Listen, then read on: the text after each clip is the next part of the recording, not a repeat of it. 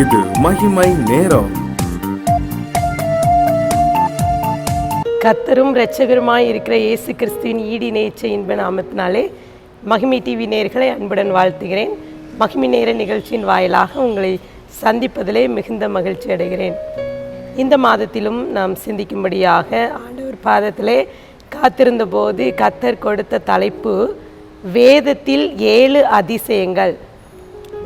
அதிசயம் அதிசயம் என்றால் விந்தை, வியப்பு, நடக்காத ஒன்று நடப்பது.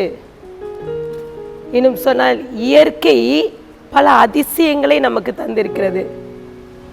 மனிதனும் இயற்கையோடு போட்டி போட்டுக்கொண்டு பல அதிசயங்களை உருவாக்கி இருக்கிறான். இங்கே நாம் இந்த நாளிலும் வேதத்தில் 7 அதிசயங்கள்.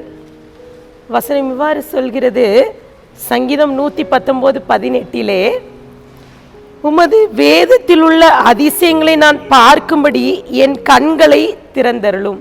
வேதத்தின் அதிசயங்களை பார்க்கும்படி நம் தேவன் அதிசயங்களையும் அற்புதங்களையும் செய்கிறார்.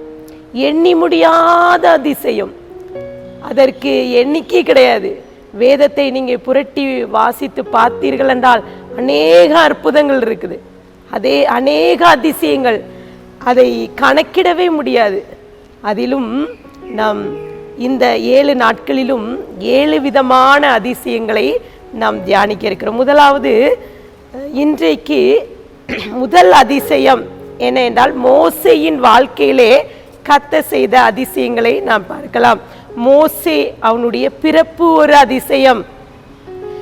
எகிப்திலே பார்வோன் ஒரு கட்டளையை விடுத்திருந்தான், பிறக்கிற ஆண் குழந்தைகள் அவர்கள் நைல் நதியிலே எரியப்பட வேண்டும், அவர் கொல்லப்பட வேண்டும் என்று சொல்லி. ஆனால் இங்கே மோசே மிகவும் அவன் அழகாக இருக்கிறான். அவனை பார்த்த அவனுடைய பெற்றோர்கள் அவனை வளர்க்கிறார்கள், ஒளித்து வைத்து. எவ்வளோ அதிசயம் பாருங்க. இன்னும் அவனுடைய பிறப்பு, அவனுடைய வளர்ப்பு, அவன் பார்வோனின் கீழே வளர்க்கப்படுகிறான். பார்வோனின் குமாரத்தி அவனை வளர்க்கிறார். ரொம்ப அருமையான பகுதி. இங்கே அவனுடைய வாழ்க்கையிலே அநேக காரியங்களுக்கு பிறகு அவன் ஆடு மேய்க்கிறான். அவனுக்கு முதல் கர்த்தர் கொடுத்த ஒரு தரிசனம், ஒரு வியப்பு, ஒரு அதிசயம். அவன் ஆடு மேய்த்து கொண்டிருக்கும் போது பார்க்கிறான், இங்கே ஒரு அதிசயம் நடக்குது, முச்செடி பச்சை எரிகிறது என்று சொல்லி அதிசயப்பட்டு அவன் வியந்து பார்க்கிறான் என்று வேதம் சொல்கிறது.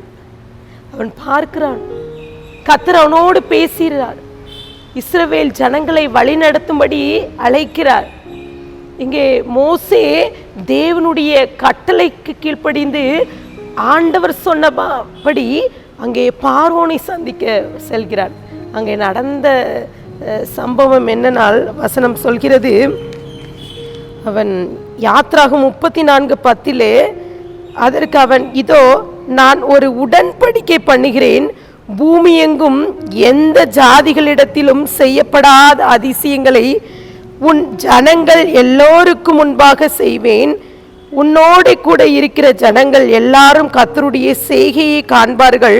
உன்னோட கூட இருந்து நான் செய்யும் காரியம் பயங்கரமாயிருக்கும் என்று கர்த்தர் மோசேயோடு உடன்படிக்கை செய்கிறார். மோசே ஆண்டவர் சொன்ன காரியங்கள்லாம் எடுத்துக்கொண்டு முதலாவது அவன் பார்வோனை சந்திக்க செல்கிறான். அப்போ பார்வோனை சந்திக்க செல்லும் போது அவன் கோலை தூக்கி எறிகிறான்.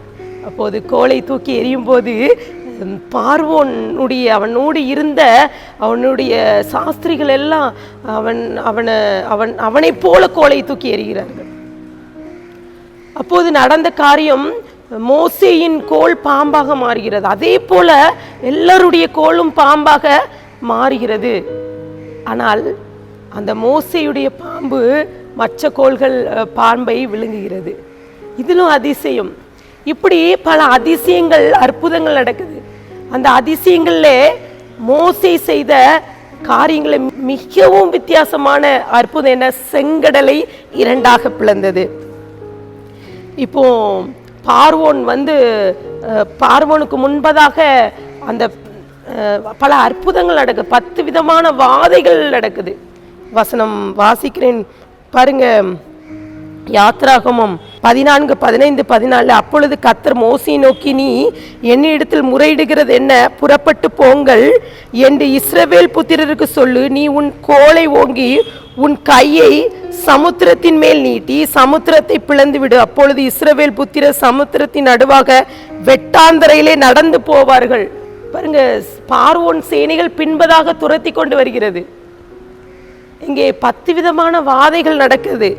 இதெல்லாம் நீங்க பார்த்தீங்கன்னா நிறைய அற்புதங்கள் நடந்ததுக்கு மிக முக்கிய காரணம் பார்வோனுடைய இருதயம் கடினப்பட்டதுக்கு மிக காரணம் என்னன்னா, யாத்ராகமம் 8:7 மந்திரவாதிகளும் தங்கள் மந்திர வித்தையால் அப்படி செய்து எகிப்தின் தேசத்தின் மேல் தவளைகளை வரப்பண்ணினார்கள். இப்படி பார்வோனுக்கு முன்பதாக மோசே செய்த ஒவ்வொரு வாதையையும் மந்திரவாதிகளும் செய்தார்கள். இறுதியா பார்த்தீங்கன்னா யாத்ராகமம் 8:18 மந்திரவாதிகளும் தங்கள் மந்திர வித்தையால் பேன்களை பிறக்கும்படி பிரயத்தனம் செய்தார்கள். செய்தும் அவர்களால் கூடாமல் போயிடுச்சு. பேன்கள் மனிதர் மேலும் மிருகங்கள் மேலும் இருந்தது என்று போடப்பட்டிருக்குது. இப்படி போட்டி. இங்கே அதிசயம் கர்த்தர் அவனுக்கு வெளிப்படுகிறார். அவன் செய்த காரியங்கள்லாம் மிகவும் அதிசயமா இருக்குது. அந்த நைல் நதி இரத்தமா மாறுது.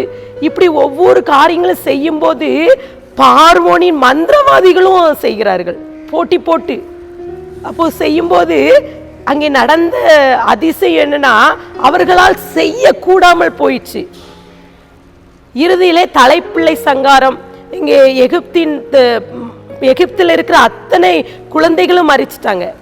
அப்போ பார்வோன் இருதயம் கடினப்பட்டு அவன் மாறுறான். எகிப்தில இருந்து ஜனங்களை அனுப்பிவிடுறான். அப்போ அவர்களுக்கு நடுவாக செங்கடல் இருக்கிறது. இந்த செங்கடலை பிளக்கும்படியாக கர்த்தர் கட்டளையிடுகிறார். எவ்வளோ பெரிய அதிசயம்! இன்றைக்கு நீங்க நினைத்து பாருங்க.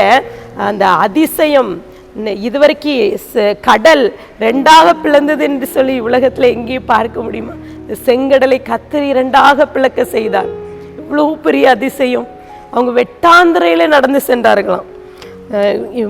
இதுல பாத்தீங்கன்னா பார்வோனுக்கு போட்டியா பார்வோனின் சாஸ்திரிகள், சூனியக்காரர்கள், மந்திரவாதிகள் எல்லாம் அவன் செஞ்சது போல செய்து காட்டுறார். ஆனால் கர்த்தர் அவர் அதிசயமானவர். அவர் அவனோடு இருந்து செய்த காரியம் பயங்கரமா இருக்கும் சொல்லி பார்வோனுக்கு நிகழ்த்தி காட்டினார். எவ்வளவு பெரிய அதிசயம்! இங்கே மோசையோடு கர்த்தர் இருந்தார்.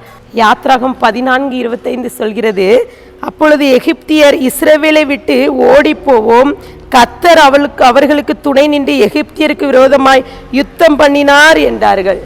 கர்த்தர் எகிப்திலே அங்கே மோசையோடு இருந்து எகிப்திலே இருந்த இஸ்ரவேல் ஜனங்களோடு யுத்தம் பண்ணினார் என்பதை எகிப்தியர்கள் கண்டு கொண்டார்கள். எவ்வளோ பெரிய அதிசயம்! இன்றைக்கு முதலாவது நாளிலே முதல் அற்புத அதிசயமாகிய செங்கடலை 2ஆக பிளந்த அதிசயத்தை நாம் பார்த்தோம். இன்றைக்கும் கூட அந்த அதிசயத்தை நம்மளுடைய வாழ்க்கையிலே கர்த்தர் இதே போல மோசையை கொண்டு செய்த காரியம் பயங்கரமாய் இருந்தது போல நம்மோடு இருந்து கர்த்தர் செய்த காரியம் பயங்கரமாய் இருக்கும் என்று சொல்லி நம்பவும் தலையை தாழ்த்தி ஜெபிக்கலாம். அன்பின் பரலோக தகப்பனை ஸ்தோத்திரிக்கிறோம். இந்த வேளையிலே எங்களோடு பேசியிருக்கீங்க. அற்புதங்களை அதிசயங்களை செய்கின்ற தேவன். இன்றைக்கு முதலாவது வேதத்திலே நாங்கள் கண்டு கொண்ட அதிசயம் செங்கடல் 2ஆக பிளந்த அதிசயம். இந்த அதிசயத்தை நாங்கள் பார்த்தோம். நீர் அதிசயமுள்ள தேவன், எங்களோடு இருக்கீங்க. நீங்கள் மோசையோடு இருந்து செய்த காரியம் பயங்கரமாக இருந்தது போல நீங்கள் எங்களோடு இருந்து புறஜாதிகளுக்கு முன்பாக நீங்கள் செய்த காரியம் பயங்கரமாக இருக்கும் என்பதை நாங்கள் புரிந்து கொள்ள, அதை நாங்கள் எங்கள் வாழ்க்கையிலே பெற்றுக்கொள்ள நீங்கள் கிருபை தாங்க. உடைய கரத்தில் கொடுக்கிறேன், தாழ்த்துகிற உரிமையாக்கிறேன். மீட்பர் மூலக்கே கிருபிதாவே, ஆமேன்.